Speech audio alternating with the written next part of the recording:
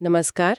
आज हम एक वाकई दिल दहला देने वाली खबर पर बात कर रहे हैं जो ग्रेटर नोएडा से आई है। जी, और ये खबर हमें कई समाचार स्रोतों से मिली है जो इस दुखद घटना के बारे में बता रहे हैं। हाँ, मामला है 26 साल की एक महिला निक्की, जिनकी कथित तौर पर दहेज के लिए हत्या कर दी गई। आरोप बहुत गंभीर हैं कि गुरुवार रात को ग्रेटर नोएडा के सिरसा गांव में उनके पति विपिन भाटी और उनके परिवार ने पहले मारपीट की और फिर उन्हें जला दिया, ऐसा आरोप है। जी, ये आरोप परिवार की तरफ से लगाए गए हैं। और जो बात इसे और भी ज्यादा दुखद बनाती है वो ये है कि निक्की के परिवार का कहना है कि ये कोई अचानक हुई घटना नहीं है।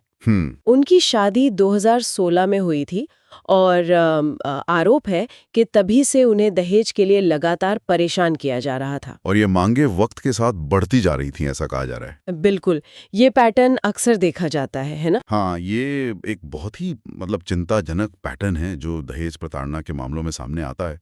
ये सालों तक चल सकता है। शुरुआत कैसे हुई थी, क्या मांगे थी शुरू में? देखिए, आरोपों के मुताबिक शुरू में एक स्कॉर्पियो एसयूवी, एक मोटरसाइकिल और कुछ सोने के गहनों की मांग थी। अच्छा, मतलब गाड़ियां और गहने। जी, लेकिन फिर ये मांग बढ़ते बढ़ते 36 लाख रुपए नकद या फिर एक महंगी लग्जरी कार जैसे मर्सिडीज तक पहुंच गई। 36 लाख या मर्सिडीज, ये तो बहुत बड़ी रकम है। हाँ, ये दिखाता है कि कैसे समय के साथ मांगे बढ़ती गईं। ये स्थिति की गंभीरता को भी दर्शाता है और शायद ये भी कि मांग पूरी ना होने पर दबाव कितना बढ़ाया जा रहा होगा। सही कहा। और इस मामले में एक और पहलू है जो रोंगटे खड़े कर देता है। आप इस वीडियो की बात कर रही हैं? हाँ, खबरों में कहा जा रहा है कि निक्की की बहन कंचन, जिनकी शादी भी उसी परिवार में हुई है, उन्होंने कथित तौर पर एक वीडियो रिकॉर्ड किया है।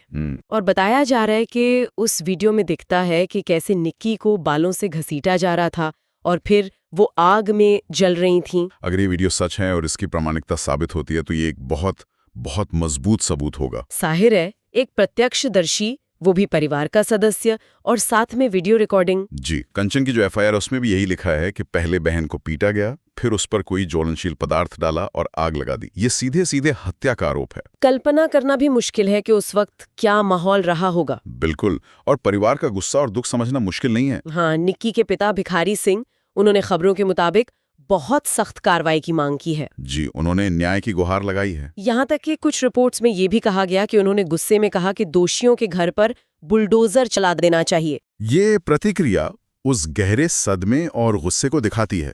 जब किसी परिवार के साथ ऐसा होता है तो उनका व्यवस्था से भरोसा उठ सकता है और वो तत्काल सख्त सजा चाहते हैं। हालांकि न्याय तो कानून के दायरे में ही मिलेगा। बिल्कुल, और अच्छी बात यह है कि पुलिस ने इस मामले में तेजी दिखाई है। हाँ, ये जानकारी है कि पति विपिन भाटी, सास दया भाटी, ससुर सतवीर भाटी और देवर रोहित भाटी, इन चारों को गिरफ्तार कर लिया गया है। जी, कासना पुलिस स्टेशन में एफआईआर दर्ज हुई है और गिरफ्तारियां हो चुकी हैं। ये पहला और अहम कदम है। अब आगे क्या होगा, मतलब जांच किस दिशा में जाएगी? अब पुलिस को सबूत जुटाने होंगे। इसमें वो कथित वीडियो अगर मिलता है तो पोस्टमार्टम रिपोर्ट, कंचन और दूसरे गवाहों के बयान और दहेज की मांगों से जुड़े जो भी सबूत मिल सकें वो सब शामिल होंगे, ताकि कोर्ट में केस मजबूत हो सके। जी, ताकि दोषियों को उनकी किए की सजा मिल सके। तो आज हमने ग्रेटर नोएडा की इस बेहद दुखद घटना पर बात की। एक युवा महिला की जान चली गई और आरोप है दहेज, सालों की प्रताड़ना और फिर हत्या के। हाँ, गिरफ्तारियां हुई हैं, परिवार न्याय मांग रहा है, लेकिन ये मामला एक बार फिर हमें सोचने पर मजबूर करता है। किस बारे में? कि हमारे समाज में ये दहेज प्रथा की जड़ें कितनी गहरी हैं। इतने कानून हैं, इतनी जागरूकता फैलाने की कोशिशें होती हैं, फिर भी ऐसी घटनाएं क्यों हो रही हैं? ये सवाल तो है। क्या कानून काफी नहीं है या सोच बदलने की जरूरत है? शायद दोनों। कानून अपनी जगह है, लेकिन कहीं ना कहीं सामाजिक सोच में भी बदलाव लाना होगा।